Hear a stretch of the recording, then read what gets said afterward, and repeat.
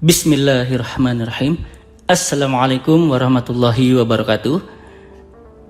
Oke, bagaimana kabarnya sahabat Devrakers? Semoga senantiasa dalam keadaan sehat walafiat. Ya amin ya rabbal alamin. Baik, pada kesempatan kali ini ya kita akan melanjutkan kembali materi pembelajaran pemrograman C++. Ya, pada pembahasan kali ini kita akan mempelajari mengenai tipe data, di mana pada pertemuan sebelumnya kita sudah mempelajari struktur ya dari bahasa C++ itu sendiri.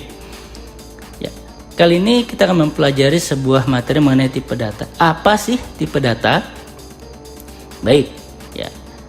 Tipe data ya banyak beberapa pengertian kalau kita searching atau googling. Namun secara umum yang mungkin bisa dapat saya simpulkan, tipe data itu yaitu sebuah kata ya yang mencirikan dari sebuah data itu sendiri. Ya. Sebagai misal, ya, jika kita menyebutkan kata-kata berikut ini: ubi, udang, rumah, mobil dan sebagainya. Nah, ada satu kata yang bisa mencirikan dari kata-kata atau data itu semua, yaitu teks ya atau string dapat juga ya. Kemudian jika kita berbicara mengenai 7, 12, 10, 15 dan seterusnya, maka dapat kita cirikan yaitu ke semua data itu adalah berupa angka. Seperti biasa buat file baru ya, kita bisa memilih dengan menekan tombol Ctrl N, juga bisa ya sahabat Devrakers. Ya, baik. Ya. Seperti biasa kita coba tuliskan kembali ya struktur bahasa dalam pemrograman C++ ini. Mari kita lakukan.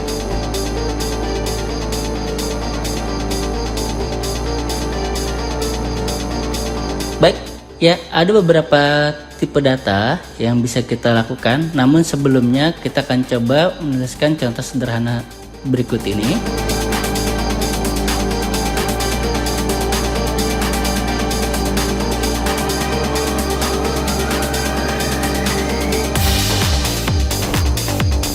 Ya, ada dua buah baris program. Kita coba jalankan, lalu kita analisa maksudnya apa sih dari perintah berikut ini. Mari kita jalankan dengan menekan compile dan run.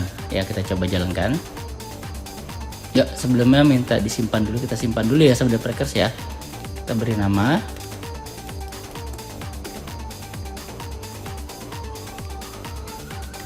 Ya, bisa terlihat di sini ya hasilnya. Untuk baris program yang pertama ya 20 dengan yang di bawah 20 tambah 20. Jika yang pertama yang di-upload tanda petik ini adalah apa yang dicetak apa adanya. Ya, jadi dia tidak melakukan proses perhitungan maupun apapun. Jadi dicetak apa adanya. Sedangkan pada baris kedua dia mencirikan ya bahwa dilakukan proses perhitungan di bawah sini. Jadi 20 ditambah 20 adalah 40. Baik, sampai sini insya Allah bisa dipahami dengan baik ya. Oke, kemudian kita melanjutkan, kita melakukan proses pengenalan beberapa tipe data.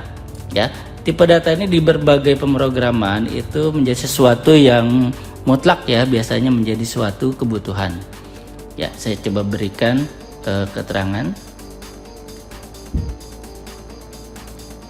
Saya beri judul pengenalan tipe data.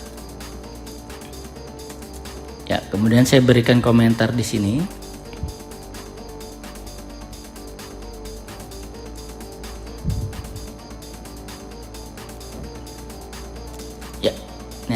Apapun yang terdapat di blok komentar ini, garis miring dan bintang ini, ya ini tidak akan diproses ya sahabat Devrakers seperti yang telah kita pelajari. Baik, untuk tipe data yang pertama, ada tipe data yang bernama string. Ya, tipe data string ini memiliki arti dia untuk menuliskan kalimat. Ya, yang kedua bisa kita gunakan ada tipe data namanya char ya atau karakter. Ini juga bisa ya dipakai untuk menuliskan kalimat, tapi umumnya ini merupakan karakter terbatas. Ya, dan ini biasanya hanya menggunakan atau memanfaatkan satu huruf yang dibutuhkan. Yang ketiga, ada yang namanya tipe data integer. Ya, ini berfungsi untuk melakukan penulisan bilangan bulat. Ada yang namanya floating point.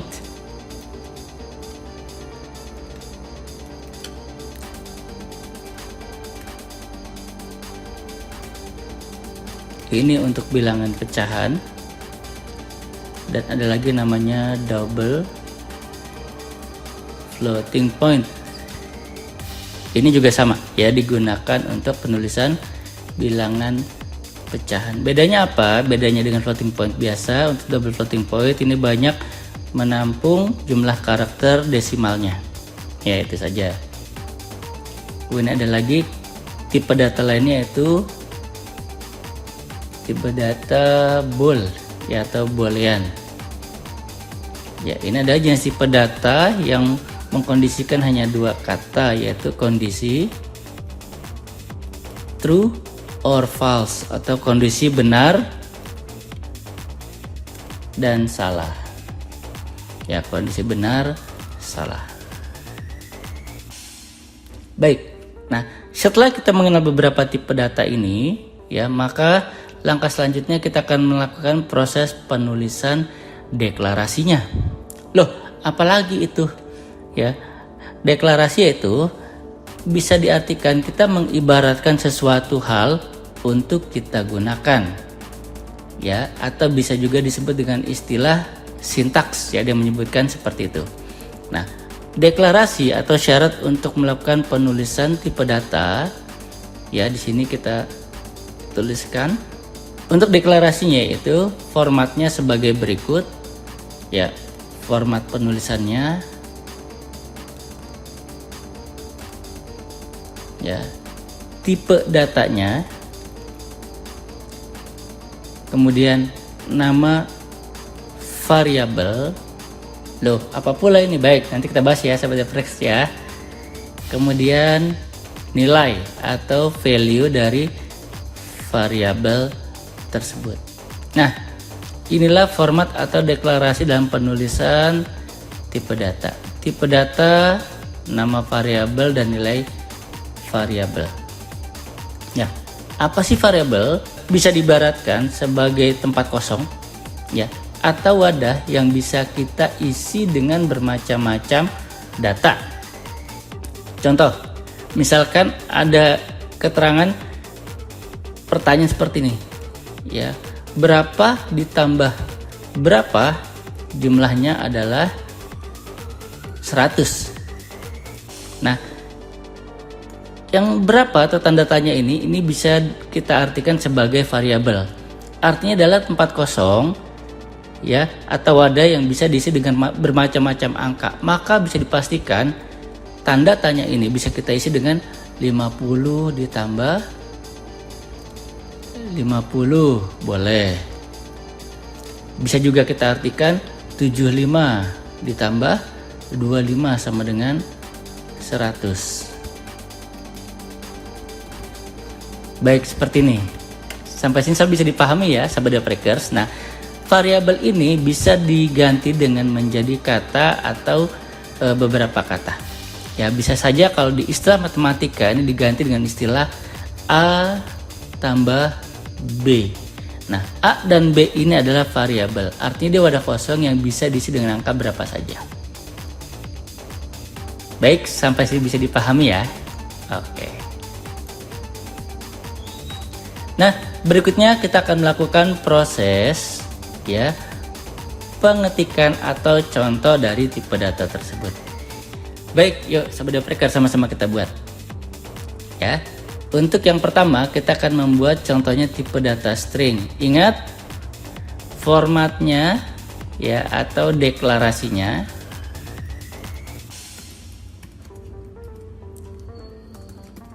Ini adalah deklarasinya, jangan lupa tipe data, nama variabel dan nilai variabel. Untuk yang pertama kita akan coba membuat tipe datanya string. Ini yang paling banyak digunakan sahabat Freakers. Kemudian variabelnya saya ganti dengan, atau saya buat dengan nama. Ya, di sini untuk latihan kita deklarasikan terlebih dahulu, misalkan ya dia preker saja deh. Kemudian yang kedua kita coba dengan tipe data namanya karakter, bisa disingkat dengan char. Kita tuliskan variabelnya karakter, misalkan kita isi dengan C. Ya, nanti akan kita pelajari bersama-sama, kita kupas lebih lanjut. Kemudian ada tipe data. Yang ketiga adalah integer, bisa kita ketikkan int, misalkan integernya adalah nilai, kita berikan nilai 80 misalkan. Baik, saya coba lanjutkan terlebih dahulu ya sahabat developer dengan tipe data lainnya.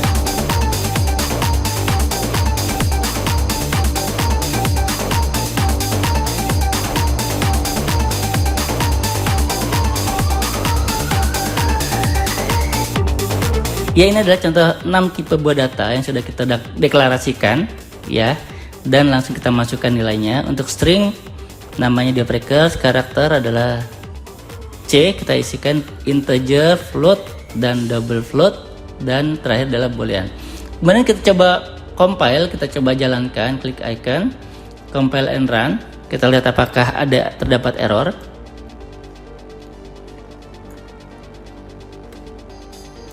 Baik, tidak ada error ya sahabat developers ya. Namun belum ada datanya. Kenapa? Karena data ini baru sekedar kita deklarasikan, ya belum kita panggil.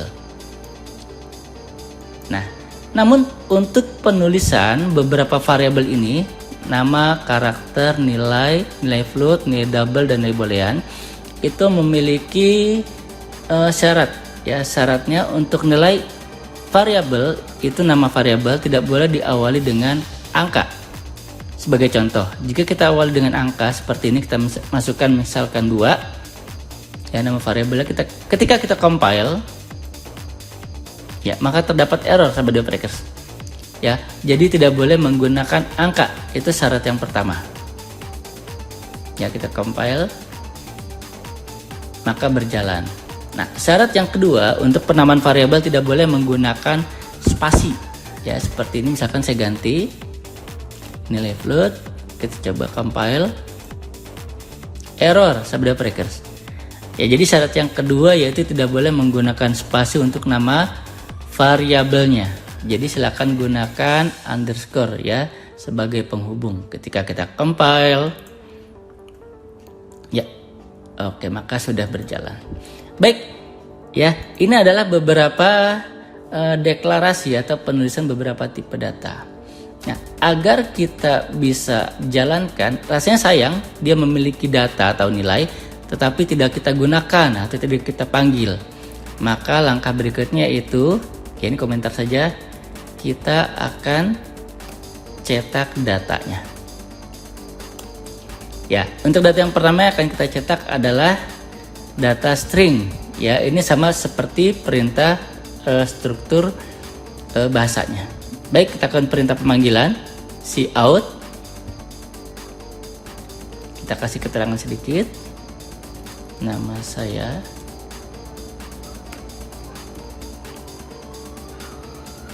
Ya, masukkan nama variabelnya, berarti nama yang akan kita panggil. Kita berikan perintah nl ya, agar nanti setelah selesai pemanggilan pertama dia akan turun ke bawah. Jadi tidak bertumpuk ke samping ya. Seperti itu. Kemudian yang kedua cout. Kita akan panggil nilai karakter. Kita panggil di sini adalah karakter.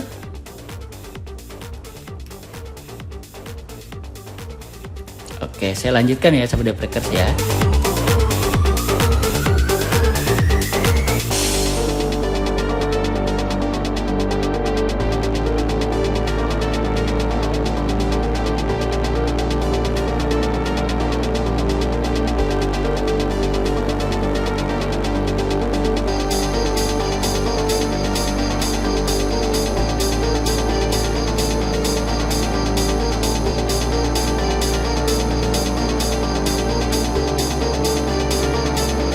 Baik, sudah selesai ya Sobat Deoprakers.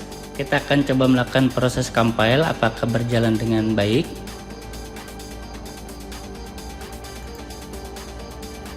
Ya, di sini terdapat error, bisa kita coba cek atau analisa. Kita coba berikan perintah garis ke bawah NL ya. Kita coba jalankan kembali. Ya, oke. Ini hasil ya Sobat Deoprakers. Ya, nama, nilai, karakter adalah C, nilai integer 80, floating 88,2, ya titik ini 8 menandakan koma ya, dia menggunakan titik. Nah, untuk boolean atau nilai bool ini kondisinya adalah benar dan salah. Jika kita isi salah atau false, maka dia memberikan nilai 0. Ya, jika true dia memberikan nilai 1. Ya, terbayang ya Sobat Deoprakers ya. Dan yang kedua, khusus karakter juga, dia akan melakukan proses pengambilan satu buah huruf ya, atau satu buah digit yang paling sebelah kanan. Ya, sebagai contoh kita coba perbaiki untuk nilai boolean. Misalkan kita ganti dengan true, maka dia harusnya bernilai 1. Ya, bernilai 1, ini adalah true. Kemudian untuk karakter kita coba, misalkan kita isi datanya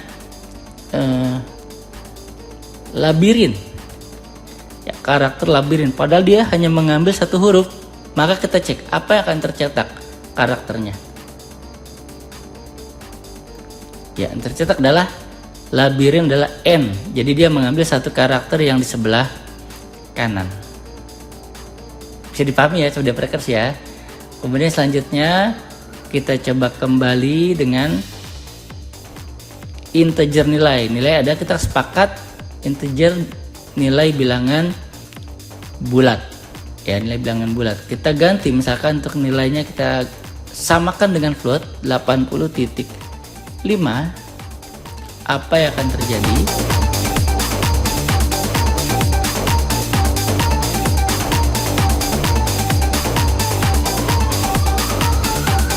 Dia akan memberikan nilai integer tetap 80 karena dia melakukan proses pembulatan ya.